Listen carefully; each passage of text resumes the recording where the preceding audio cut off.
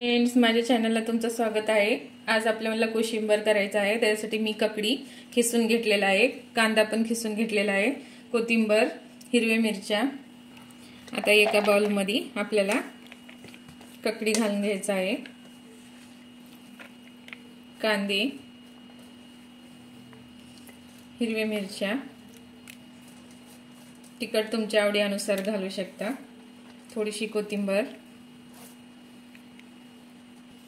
आता आपल्याला घरात लावलेली दही 1 वाटीभर। तर आपल्याला याच्यामध्ये चवीनुसार मीठ।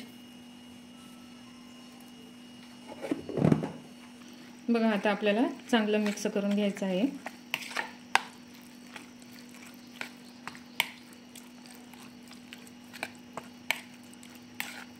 बघा, आता आपल्या तडका पॅन मध्ये आता आपल्याला तडका द्यायचा आहे।